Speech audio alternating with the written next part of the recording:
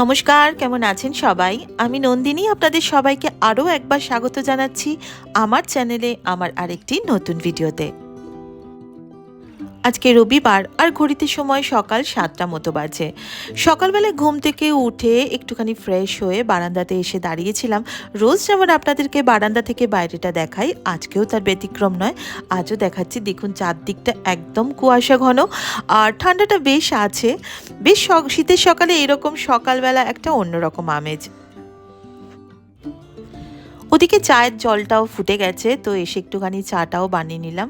আপনারা তো যারা আমার ভিডিও দেখেন তারা জানেন মা র চা খায় আর বাদবাকি আমরা সবাই দুধ চা। তো চাটাও করে নিয়েছি। আজকে একটু ভালো করে আদা দিয়েছিলাম আর একটুখানি এলাচও দিয়েছিলাম। চায়ের একটা বিশেষ মশলা হয় জানেন তো, সেটাও অনেকবার বানিয়েছি। তবে আমার বাড়িতে না খুব একটা এরকম চাটা মশলা দিয়ে খেতে কেউই খুব একটা পছন্দ করে না। কিছু সময় মেয়ে অবশ্য বিকালের দিকে বলে বটে। তো চাটা খেয়ে চলে এসেছি ঘরের মধ্যে। ছাদ থেকে অনেক জামা কাপড় আগের দিন তুলে এনে রেখেছিলাম, সেগুলো আর ভাঁজ করে উঠতে পারিনি। তো মনে হলো যে সংসারের বাকি কাজটা শুরু করার আগে এই জামা কাপড় ভাঁজ করাটা, যেটা আমার একদমই পছন্দের নয়, সেই কাজটা তড়িঘড়ি আগে একটুখানি সেরে নিই।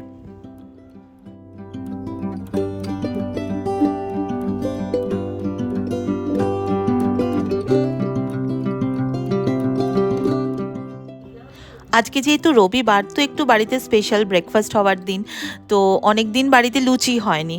তো হাজব্যান্ড কালকে রাতেই বলে দিয়েছিল যে রোববার দিনকে সকালবেলা একটুখানি লুচি তরকারি করো। তো সেটারই তড়িঘড়ি করে একটুখানি ব্যবস্থা করছি। একা হাতে তাড়াতাড়ি আটা মেখে লুচি করতে আমার খুব একটা অসুবিধা হয় না। আর প্রেশার কুকারে না, যেটা আমাদের একদম বাঙালির পিওর যে কালো জিরে, কাঁচা লঙ্কা, টমেটো, ধনেপাতা দিয়ে আলু চচ্চড়ি, সেরকম একটুখানি প্রেশারে তাড়াতাড়ি করে নিয়েছি। এবারে লুচিগুলো তাড়াতাড়ি ভেজে নিয়ে সবাই মিলে ব্রেকফাস্টটা করে নেব।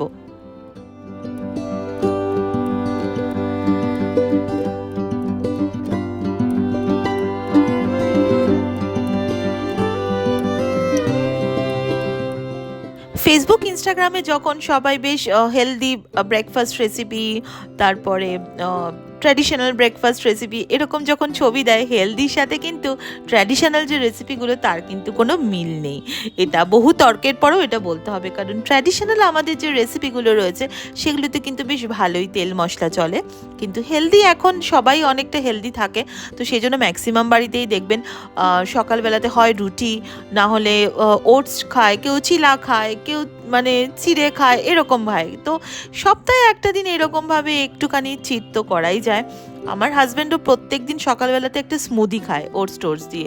তো ও খুব একটা এই ধরনের খাবার টাবার খায় না, কিন্তু তখন যে ও বললো, আর আমার মেয়ে লুচি তরকারি খেতে কিন্তু ভীষণ ভালোবাসে। ইন্ডিয়ান রেলওয়েতে কখনো যদি আমরা বেড়াতে যাই, তো অনেক সময় যে লুচি টুচি যে দেয়, সেই লুচিও কিন্তু আমার মেয়ে তখন ছাড়ে না। আমার মেয়ে কিন্তু সেই লুচিটাও খায়। বা যে কোনো হোটেলে থাকলে, কমপ্লিমেন্টারি ব্রেকফাস্ট থাকলে, তাতে দেখবেন একটা পুরি তরকারি দেয়, সেটাও কিন্তু আমার মেয়ে খুব পছন্দ করে। তো এটা থেকে বোঝাই যায় যে আমার মেয়ে লুচি তরকারিটা খেতেই পছন্দ করে। তো যাই হোক, লুচি তরকারি খাওয়া হয়ে গেছে আর আমার স্নানটাও হয়ে গেছে। একটু ভালো করে চুলটুলগুলো শুকিয়ে নিচ্ছি। চুলটা দেখে তো বুঝছেনই আমার চুলের হেয়ারস্টাইলটা যেটা চেঞ্জ হয়েছে। আমার চুলটা আমি একটুখানি স্ট্রেট করেছি। তো এই স্ট্রেট করা চুল কিন্তু একদিক দিয়ে খুব ভালোভাবে ম্যানেজ করা যায়, কোনো জট পড়ার ঝামেলা নেই, কোনো রকম বাঁধাবুদির ঝামেলা নেই, খুব ভালোভাবে। মানে বিশেষ করে যখন গরমটা আসবে তখন কিন্তু এই চুল ম্যানেজ করতে অনেক সুবিধা। তো যাই হোক, পুজোটাও আমার দেয়া হয়ে গেছে। আর মা এদিকে মাছ টাছগুলোতে একটুখানি নুন হলুদটা মাখিয়ে রাখছিল, আর আমি দিদি যে বাসন টাসনগুলো ধুয়ে দিয়ে গেছে সেগুলোকে ভালোভাবে যথাস্থানে তুলে দিলাম। আজকে আমাদের বাড়িতে মাংস হবে না। রোববারের জেনারেলি প্রত্যেকটা বাড়িতে যেরকম একটা সুন্দর মাংসের ঝোল ভাত এরকম রান্না হয়, আজকে আমাদের বাড়িতে সেটা হচ্ছে না। কারণ দুদিন আগেই আমরা যেহেতু মাংস খেয়েছি, তো আমি সেজন্য বলেছি বাড়িতে ভালো মাছ রয়েছে, মাছটাই আজকে খাওয়া হবে।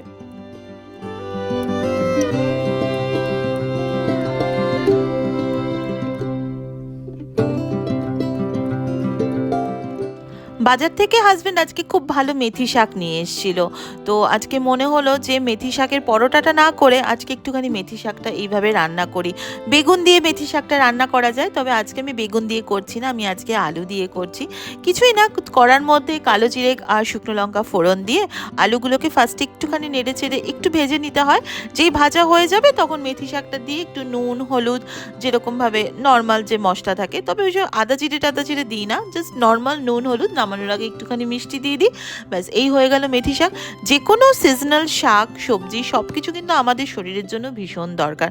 বাইরে থেকে আলাদা করে ইমিউনাইজেশনের জন্য অন্য কিছু কিন্তু লাগে না, যদি আমরা সিজনাল ফ্রুটস আর ভেজিটেবলগুলো যদি ভালোভাবে ইনটেক করি।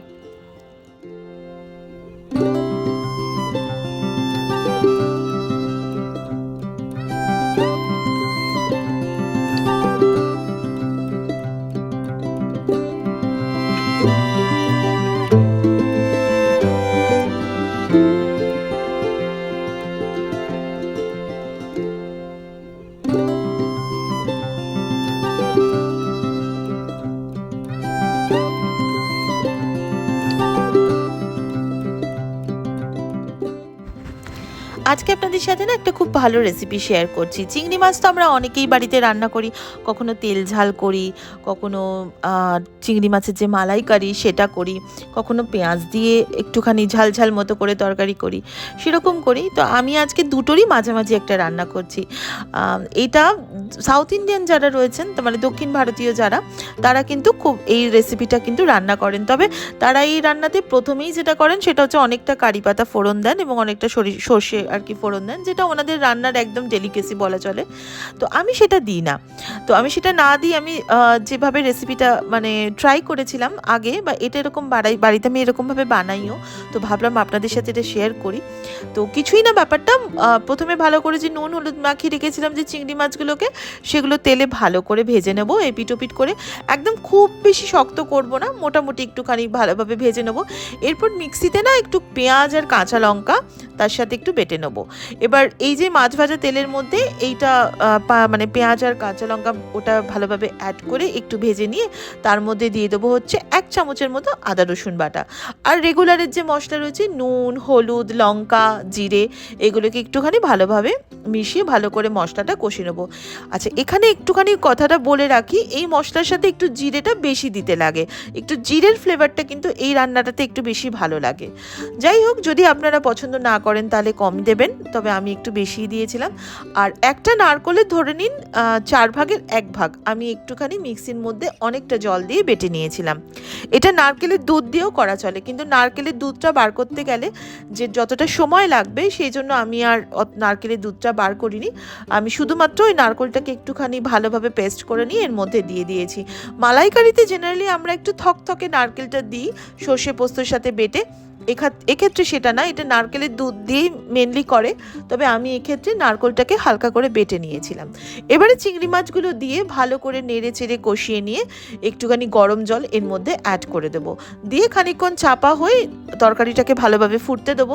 ওপর থেকে যেই তেলটা ছাড়বে তখন বুঝতে হবে যে মাছটা রান্না কমপ্লিট হয়ে গেছে। নামানোর আগে নুন মিষ্টি চেক করে 1 চামচের মতো গরম মশলা এর সাথে অ্যাড করে ভালোভাবে মিশিয়ে নিয়ে ব্যাস হয়ে গেল এই চিংড়ি মাছের যে রেসিপিটা। এটা অ্যাজ সাচ কিন্তু মালাইকারি এটা বলা চলে না। আর ওই যে বলছিলাম যে নারকেলের দুধ, দেখুন এখনকার দিনে কিন্তু নারকেলের যে দুধ সেটা কিন্তু মানে গুঁড়োও পাওয়া যায়, কোকোনাটের যে মিল্ক পাউডার সেটাও কিনে এনে গরম জলে গুলে সেটাও কিন্তু অ্যাড করা যেতে পারে। আমার বাড়িতে সত্যি ছিল না, তো সেই জন্য আমি কাঁচা নারকেলটাকেই বেটে এর মধ্যে দিয়েছি। তবে নারকেলের পরিমাণ কিন্তু এখানে খুবই কম দিতে হবে, কারণ ওই মুখে খুব নারকেলের যে ওই যে টেক্সচারটা যদি পড়ে সেটা কিন্তু এই রান্নাতে খুব একটা ভালো লাগবে না। চেষ্টা করবেন যে নারকেলের দুধ দিয়েই করতে, যদি না পারেন তাহলে আমার মতো সামান্য একটু নারকেল বেটে দিয়ে দেবেন। আর এদিকে একটা ব্লগ চালানো হয়েছিল, তার মধ্যে এই বছর 104 বছর মোস্ট প্রবাবলি পর এখন মহাকুম্ভ হচ্ছে। জেনারেলি 12 বছর পর পর মহাকুম্ভ হয়, তবে এবারের যেহেতু নক্ষত্রের যে অবস্থানগুলো সেটা অন্য রকম বলে এই বছর এই যে তিথিটা পড়েছে সেটা 104 বছর পর। কথায় আছে নাকি এরকম কুম্ভ মেলাতে এই সংক্রান্তিতে স্নান করলে নাকি আত্মার যে মোক্ষ প্রাপ্তি ঘটে। কতটা সত্যি কতটা মিথ্যে আমি জানি না, তবে এটা একটা বিশাল বড় কর্মযজ্ঞ। দেখছিলাম আমি টিভিতে যে কত জায়গা থেকে কত রকমের সাধু সন্ন্যাসী তারা এসছেন, আরও অনেক দর্শনার্থী তারাও এসছেন শুধু এই সংক্রান্তির দিনে স্নান করবেন বলে। কুম্ভ মেলার সম্পর্কে অনেক বই আছে, সেটা আমি দেখেছি, কিছু কিছু লেখা পড়েওছি, একটা সিনেমাও আছে অমৃত কুম্ভের সন্ধানে। তো যাই হোক, কুম্ভ মেলা সম্পর্কে আমার প্রায় একটু ভীতিই আছে। তো তারপরে ছাদ থেকে গিয়ে জামা কাপড় পাঁপড়গুলো নিয়ে আসলাম আর এবারে আপনাদের সাথে শেয়ার করছি আজ আমাদের রোববারের সিম্পল বেঙ্গলি লাঞ্চ মেনুটা কি। করেছিলাম গরম গরম ভাত, মেথি শাকের তরকারি, আর তার সাথে করেছিলাম ধনেপাতা দিয়ে, টমেটো দিয়ে, যেটা শীতকালের একদম পেটেন্ট মুসুর ডাল হয় সেটা, আর ঝুরঝুরে আলু ভাজা। ডালের সাথে এটা খেতে খুব ভালো লাগে। আর এই হচ্ছে সেই চিংড়ি মাছের যে ঝালটা, আর এর সাথে আগের দিনের করা ছিল টমেটোর চাটনি, আর আমি একটু আলাদা করে একটু পাঁপড় ভেজে নিয়েছিলাম। এই হচ্ছে আজ আমাদের রোববারের সিম্পল বেঙ্গলি লাঞ্চ মেনু। কেমন লাগলো সেটা অবশ্যই কিন্তু কমেন্টস করে জানাবেন। আপনাদের সাথে একটা কথা শেয়ার করি, আপনার মধ্যে অনেকেই আছেন যারা আমাকে ভীষণ প্রশংসা করেন, সেটা সত্যি বিশ্বাস করুন আমার কাছে একটা চরম প্রাপ্তি। কিন্তু কিছু কিছু আছেন যারা বলেন যে আমি নাকি একজন বিখ্যাত ব্লগারকে নকল করি। কেন না, আমার ব্যাকগ্রাউন্ড মিউজিক। আর প্রথমে যেটা আমি বলি, নমস্কার, কেমন আছেন সবাই। দেখুন, আমি যখন ভিডিওটা শুরু করব তখন তো সবাইকে আমি এটা বলেই সম্বোধন করব না, নমস্কার বলে।